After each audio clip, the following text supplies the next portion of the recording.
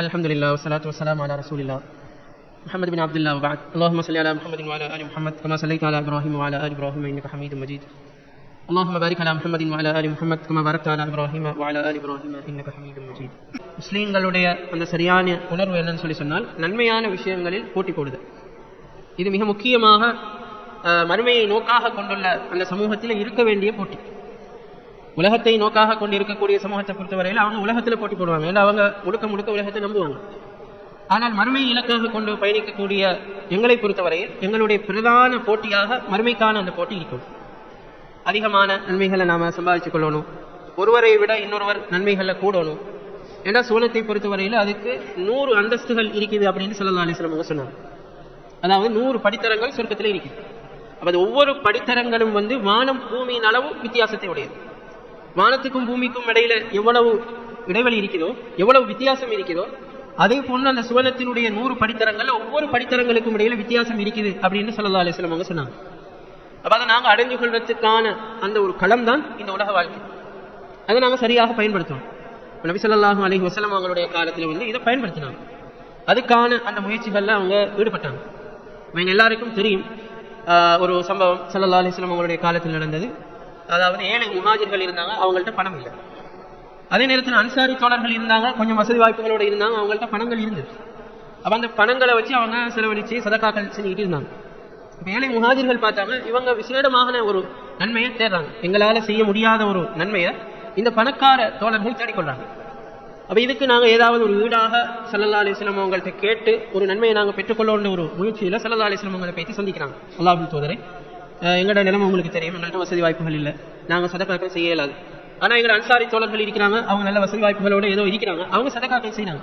அப்போ அவங்க கொஞ்சம் நன்மைகளில் கூடுதலாக ஈடுபடுறாங்க, எங்களால் ஈடுபட முடியலையே அப்படின்னு ஒரு கவலையை ஸல்லல்லாஹு அலைஹி வஸல்லம் அவங்கள்ட்ட சொன்ன நேரத்தில் நபி ஸல்லல்லாஹு அலைஹி வஸல்லம் அவங்க ஒரு அமலை கற்றுக் கொடுத்தாங்க. எப்படி? நீங்கள் ஒவ்வொரு தொழுகைக்கு பிறகும் சுப்ஹானல்லாஹ் 33, அல்ஹம்துலில்லாஹ் 33, அல்லாஹு அக்பர் 33, லா இலாஹ இல்லல்லாஹு வஹ்தஹு லா ஷரீக லஹு லஹுல் முல்கு வ லஹுல் ஹம்து வ ஹுவ அலா குல்லி ஷைஇன் கதீர், அதை சொல்லி 100 ஆக்குறது. இப்படி ஒரு இதொன்னும். அதே போல அல்லாஹு அக்பர் சொல்லி 100 ஆக்குறது. இப்படியான சில நடைமுறைகளை ஸல்லல்லாஹு அலைஹி வஸல்லம் அவங்க கற்றுக் கொடுத்தாங்க. அப்ப இதுகள் மூலமாக சொன்னாங்க, இந்த வேலையை நீங்க செய்வீங்களாக இருந்தால் உங்களை யாரும் பிடிக்கல, நீங்க உயர்ந்த அந்தஸ்துக்கு போவீங்க. ஆனால் உங்களை போன்று யாரும் செய்தாலே ஒழிய அப்படின்னு ஸல்லல்லாஹு அலைஹி வஸல்லம் சொன்னாங்க. அப்ப இதை இவங்க கற்றுக்கிட்டு ஸல்லல்லாஹு அலைஹி வஸல்லம் அவங்கள்ட்ட இந்த விஷயத்தை வாங்கிட்டு அவங்க நடைமுறைப்படுத்தினாங்க. இந்த விஷயம் ஏற்கனவே சதகாக்கள் செஞ்சு நன்மைகள் செஞ்சுக்கிட்டு இருக்கக்கூடிய அந்த தோழர்களுக்கு கேள்விப்படுது. அப்ப அவங்களும் என்ன செய்யறாங்கன்னு சொல்லி சொன்னா, இவங்களுக்கு கற்றுக் கொடுத்த அதே அமலை அவங்களும் செய்ய ஆரம்பிச்சுட்டாங்க.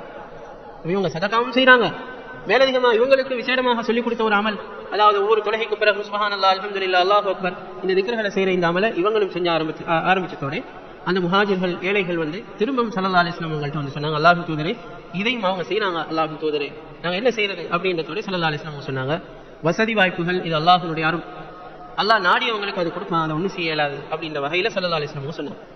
இதை ஏன் நான் சொல்ல வரேன்னு சொல்லி சொன்னால், அந்த அருமை தோழர்களுக்கு மத்தியில் இந்த நன்மைகளை அதிகமாக அடைஞ்சு கொள்ளணும் அந்த ஒரு போட்டியான ஒரு உணர்வு காணப்பட்டது.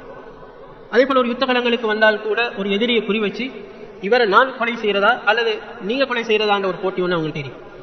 இந்த மாதிரியான பல விஷயங்கள் அவங்களுக்கு மத்தியில் அந்த போட்டிகள் காணப்பட்டிருக்கு.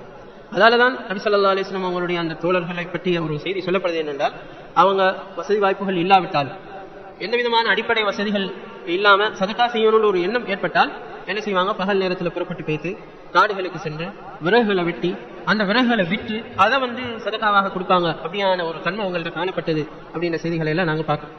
அப்போ நாங்கள் இந்த மறுமையை இலட்சியமாக கொண்டுள்ள ஒரு சமுதாயமாக இருக்கிறதுனால எங்களுக்கு மத்தியில் அதிகமான நன்மைகளை சேர்த்துக் கொள்வது யார், யார் எப்படி கூடுதலான அந்தஸ்து அடைஞ்சு கொள்வது, ஒருவரை ஒருவர் நன்மையான விஷயங்களில் முந்திக் கொள்வதுங்கிற ஒரு போட்டி உணர்வு ஒன்று இருந்துகிட்டு இருக்கும். பொறாம வரக்கூடாது, பொறாம தேவை, போட்டி உணர்வு இருக்கும். ஒரு ஆள் ஒவ்வொரு தொழுகைக்கும் பள்ளிக்கு வரான்னு சொல்லி அவரில் பொறாமப்பட்டு அவர் வரக்கூடிய ஒரு இடத்துல போய் அவருக்கு தெரியாமல் அவர் அடித்து விடாமல் ஆக்குறது, அது பொறாமைத்தன்மையான விஷயம். அது செய்யலை. அது உலக விஷயங்களை செய்வாங்க, மறுமையில செய்யறது இல்லை அநேகம். இது செய்யலை, இது பொறாமைத்தன்மை. போட்டின்றா என்னன்னு சொல்லி சொன்னால், ஒரு ஆள் தொழுகைக்கு நேரத்துக்கு வராரா, ஒரு ஆள் 5 நேரம் தொழுகையில கலந்து கொள்ளாரா, இதே மாதிரி நாமளும் இருக்கணும்ன்ற ஒரு உணர்வு. ஒரு ஆள் அல்லாஹ்வுடைய பாதையில செலவழிக்கிறார், அவரோட அதாவது வசதி கூடின ஒரு சகோதரர் இருப்பாங்க, அப்ப இவரை விட நான் கூடுதலாக செலவழிக்கணும் அப்படின்ற ஒரு உணர்வு வரும். அப்ப அந்த உணர்வு எந்த சமுதாயத்தில் வருதோ அவங்க ஒரு சரியான ஒரு சிறந்த ஒரு சமுதாயமாக இருப்பாங்க அப்படின்னு அல்லாஹ் தஆலாவும் குர்ஆன்ல சொல்றான். அப்போ அதில் ஒரு விஷயத்தை சொன்னாங்க, குர்ஆன் ஓதுறது. அப்போ குர்ஆன் ஓதுறதை பொறுத்தவரையில் குர்ஆன் ஓதுறது மிக சிறப்புக்குரிய ஒரு விஷயம். அது இந்த ரமலான் மாதத்தில் குர்ஆன் இறக்கப்பட்ட ஒரு மாதம். அப்போ இது வந்து அதாவது நாங்கள் அதிகமாக இந்த குர்ஆன்களை ஓதி அதிகமான நன்மைகளை சம்பாதித்துக் கொள்ளும். பதில் ஸல்லல்லாஹு அலைஹி வஸல்லம் சொன்னாங்க, ஒரு எழுத்துக்கு 10 நன்மைகள் குர்ஆன் ஓதுறதன் மூலமாக இருக்கும். அப்போ அதுக்கு உதாரணம் சொன்னாங்க, அலிஃப் லாம் மீம் என்று சொன்னால் யாரும் நினைச்சு கொள்ளக்கூடாது அது ஒத்த வாசகம் அப்படின்னு யாரும் நினைச்சு இதுக்கு 10 நன்மை கிடைக்கணும்னு நீங்க நினைச்சு கொள்ளக்கூடாதுன்னு சொல்லிட்டு பிரிச்சு காட்டினாங்க. அலிஃப் என்பது ஒரு எழுத்து, அதுக்கு 10 நன்மை. லாம் என்பது ஒரு எழுத்து, அதுக்கு 10 நன்மை. மீம் என்பது ஒரு எழுத்து, அதுக்கு 10 நன்மை அப்படின்னு ஸல்லல்லாஹு அலைஹி வஸல்லம் சொல்லி காட்டினாங்க. அப்ப இந்த தன்மை எங்கள்கிட்ட அந்த குர்ஆன் அதிகமாக ஓதக்கூடிய அந்த தன்மை பொதுவாக எல்லா காலங்களிலும் இருக்கணும்.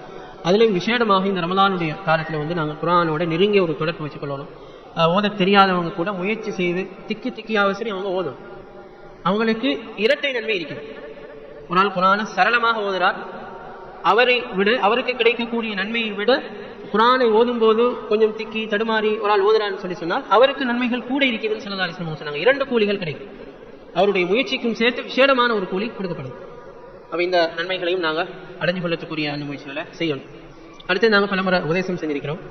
அதாவது உருவப்படங்கள் இதை நாங்கள் ஒரு முஸ்லீம் பிடிச்சு வச்சுக்கொள்ளக்கூடாது, வைக்கிறது, அதாவது ஸ்டேட்டஸ்களில் போடுறது, அதே போல் ஃபேஸ்புக்குகளில் போடுறது, இந்த மாதிரியான விஷயங்களில் யாரும் முஸ்லீம்கள் ஈடுபடக்கூடாது. இது நவீன காலத்தில் ஏற்பட்டு இருக்கக்கூடிய மிகப்பெரிய ஒரு ஃபித்னா, ஒரு பெரிய ஒரு குழப்பம். இதில் நிறைய வாலிபர்களும் அகப்படுறாங்க, சில பெரிய சகோதரர்களும் இதுக்குள்ள அகப்பட்டுறாங்க. அந்த ஃபோட்டோக்களை எடுத்து அதுகளை பிடிச்சி அதை வாட்ஸ்அப் ஸ்டேட்டஸ்களில் போடுறாங்க, அதே போல் ஃபேஸ்புக்குகளில் போட்டுடுறாங்க. அப்போ இந்த மாதிரியான தவறுகள் நடக்குது. அப்போ நாங்கள் ஒரு விஷயத்தை நல்லா விளங்கிக் கொள்ளணும். முஸவ்விரூன் உருவம் அமைப்பவர்கள் ஒரு சிலர் இருக்கிறாங்க.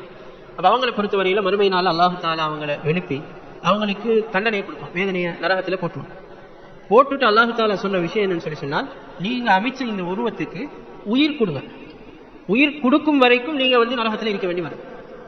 இப்படியான ஒரு தண்டனை அல்லாஹ் தஆலா அவங்களுக்கு கொடுப்பான் அப்படின்னு ஸல்லல்லாஹு அலைஹி வஸல்லம் சொன்னாங்க. அப்போ அவரால் ஒரு உயிரை கொடுக்கவே இயலாது. அவர் அப்படியே தொடர்ச்சியாக நரகத்தில் இருக்க வேண்டி வரும். அதே போல மறுமை நாளில் அல்லாஹ்வுடைய தண்டனையால் மிகவும் கடுமையானவர்கள் இந்த உருவப்படங்களை அமைப்பவர்கள் அப்படின்னு ஸல்லல்லாஹு அலைஹி வஸல்லம் சொன்னாங்க. அப்போ இந்த மாதிரியான பல எச்சரிக்கைகள் எங்களுக்கு சொல்லப்பட்டிருக்கிறது. அப்போ நாங்கள் எங்களோட ஃபோட்டோக்களை பிடிச்சி எங்களோட வீடியோக்களை எடுத்து நாங்கள் ஃபேஸ்புக்கில் வாட்ஸ்அப்புகளில் போடுறது அது ரொம்பவும் பிழையான ஒரு விஷயம். சில நேரங்களில் அதனை அழிக்க முடியாமல் அழிக்க இயலாமல் அழிக்கிறதுக்கு இடையிலே எங்களுடைய உயிர்கள் எங்களை விட்டு போயிடலாம். அப்போ அந்த அக்கௌண்ட்டுக்களை யாரும் போய்த்து அழிக்க இயலாது, அது அப்படியே இருந்துகிட்டு இருக்கு. சிலவங்க ஃபேஸ்புக் அக்கௌண்ட் திறந்துக்கிட்டு கொஞ்சம் பாஸ்வேர்டு மறந்துக்கிட்டு தடுமாறிட்டே இருப்பாங்க. எப்படி திரும்ப எங்களை கைக்கு கொண்டு வரது, பாஸ்வேர்டு இல்லை அல்லது ஃபோன்கள் மாத்திரம் அங்கே பாஸ்வேர்டுகள் இல்லாமல் போயிடும், அந்த சரியான அவங்க ஃபேஸ்புக் அந்த கணக்கு துறக்க இல்லாமல் போயிடும். இப்படியான சில சிக்கல்கள் எல்லாம் இருக்குது. மணி ஒரு சகோதரர் கேட்குறாரு, ஏற்கனவே நான் இந்த ஃபோட்டோக்களை போட்டு இப்போ எனக்கு அழிக்க இயல மாட்டேங்குது, எவ்வளோ முயற்சி செய்யணும், அது எப்படியாவது சரி அழிக்கிறதுக்கு முடியாமல் இருக்குது, என்ன செய்யறது அப்படின்னு கேட்குறேன். இவ்வாறான சிக்கல்கள் எல்லாம் வராமல் இருக்கணுமாக இருந்தால் நாங்கள் இந்த மாதிரியான உருவங்களை போடுறதுகளை தவிர்த்துக் கொள்ளும். ஷைத்தான் கொஞ்சம் அழகாக காட்டுவோம், நாம் கொஞ்சம் அழகாக இருக்கிற மாதிரி ஒரு ஃபோட்டோ எடுத்து ஃபேஸ்புக்கில் போட்டதோட நிறைய லைக்குகள் வர மாதிரி 100, 150, 200, 1000 இப்படி என்றெல்லாம் லைக்குகள் வரும். அப்போ அல்லாஹ் தஆலா இவருக்கு கூட லைக் வந்திருக்குது, அதனால் இவரை நாம் தண்டனை கொடுக்க இயலாது அப்படின்னு நல்லா விட மாட்டோம். 1000 பேர் விரும்பி இருக்கிறாங்க, 1000 பேர் இவரை ஃபாலோ பண்ணுறாங்க, அதனால் நாம் இவர விஷயத்தில் தலையடிச்சிடக்கூடாதுன்னு அல்லாஹ் தஆலா ஒரு காலம் விட மாட்டோம். அப்போ அந்த தண்டனை இந்த உருவம் அமைக்கிறவங்களுக்கு நிச்சயமாக கிடைச்சே தீரும். முந்தைய காலங்களில் இந்த பேனாக்கள் அந்த ஒவ்வொரு விஷயங்கள் மூலமாக கற்கள் மூலமாக அந்த உருவங்களை அமைச்சாங்க. இன்றைக்கு அது நவீன வடிவில் பட்டன்கள் மூலமாக வந்திருக்குது, அவ்வளோதான் வித்தியாசம். ஒரு பட்டன் நினைச்சிட்டோட ஃபோட்டோ வந்துடும். அப்போ இதனால நாங்கள் முழுமையாக தவிர்த்துக் கொள்ளணும். அப்போ இந்த செய்யப்பட்ட இந்த உபதேசங்களை நானும் நீங்களும் சரியாக எடுத்து நடக்கிறதுக்கு அல்லாஹ் தஆலா எங்கள் ஒவ்வொருவருக்கும் தௌஃபீக் செய்யும். அடுத்தது ஒரு தகவல் ஒன்று சொன்னாங்க, இந்த பெண்கள் சஃப் அமைக்கிற விஷயத்தில் ஒரு தவறு நடக்குதுன்னு சொல்லி.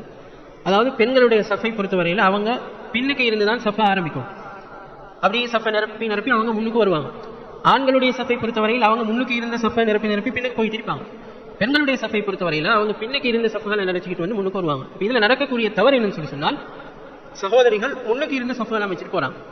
அப்போ இது தவறு, இதை நாங்கள் தவிர்த்து கொள்ளணும். பின்னுக்கு இருந்து தான் பெண்களுடைய சஃப் அமைப்பு வரும். ஸல்லல்லாஹு அலைஹி வஸல்லம் சொல்லக்கூடிய ஒரு ஹதீஸ், சஃபுகளில் ஆண்களுடைய சஃபிலே சிறந்தது முன் சஃப், பெண்களுடைய சஃபிலே சிறந்தது பெண்களுடைய சஃபினுடைய பின் சஃப், சஃபுகளில் கெட்டது ஆண்களுடைய பின் சஃப், சஃபுகள் பெண்களுடைய சஃபுகளிலே கெட்டது பெண்களுடைய முன் சஃப் அப்படின்னு ஸல்லல்லாஹு அலைஹி வஸல்லம் சொன்னாங்க. ஆண்களை பொறுத்தவரையில முன் சஃப் சிறந்தது, பின் சஃப் கெட்டதுன்னா நீங்க செய்ய வழி இல்லைன்னா பின்னாடி தான் இருப்பாங்க, ஆனால் முயற்சி முன்னுக்கு வருது. அதே நேரத்தில் பெண்களுடைய சஃபை பொறுத்தவரையில் சிறந்தது பின் சஃப், முன் சஃப் கெட்ட சஃப். அப்போ இந்த அமைப்பில் ஸல்லல்லாஹு அலைஹி வஸல்லம் சொல்லிட்டீங்கன்னா முடிஞ்ச வரைக்கும் அதாவது பெண்கள் பின்னுக்கு இருந்து சப்ப ஆரம்பிக்கணும். அந்த பின்னுக்கு இருந்து ஆரம்பிச்சு அப்படி முன்னுக்கு அவங்க கொண்டு வரணும். அதே போல ஆண்கள் முன்னுக்கு இருந்து ஆரம்பிச்சு போவாங்க. அப்ப அதுக்குள்ள ஒரு சிறந்த ஒரு போட்டி இருக்கணும். என்னென்றால் நாங்க முன்சப்ல வரணுன்ற ஒரு போட்டி இருக்கணும். என்ன செய்ய எங்களோட பள்ளி பெருசா இருக்கிறதுனால அந்த போட்டி உணர்வு எங்களை இல்லாம இருக்கு. ஸல்லல்லாஹு அலைஹி வஸல்லம் அவருடைய காலத்தில் அது காணப்பட்டது. அப்ப எந்த அளவு ஸல்லல்லாஹு அலைஹி வஸல்லம் சொன்னாங்கன்னு சொன்னால் முன்சப்ல இருக்கக்கூடிய அந்த சிறப்பை மக்கள் அறிவார்களே ஆனால் அவங்களுக்கு மத்தியில போட்டி இருக்கும். போட்டி போட்டும் அது சரியான ஒரு தீர்வு முடிய இல்லை என்று சொன்னால் தங்களுக்கு மத்தியில சீட்டு குலுக்கி போட்டும் அவங்க யார் முன்சப்லன்னு சொல்லி தீர்மானிச்சு வருவாங்க அப்படின்னு ஸல்லல்லாஹு அலைஹி வஸல்லம் சொன்னாங்க. அந்த மாதிரியான ஒரு போட்டி உணர்வு அப்படி ஒரு சிறப்பு அந்த முன்சப்ல இருக்கு. சுப்ஹானல்லாஹி வபிஹம்திஹி சுப்ஹானல்லாஹி வபிஹம்திஹி.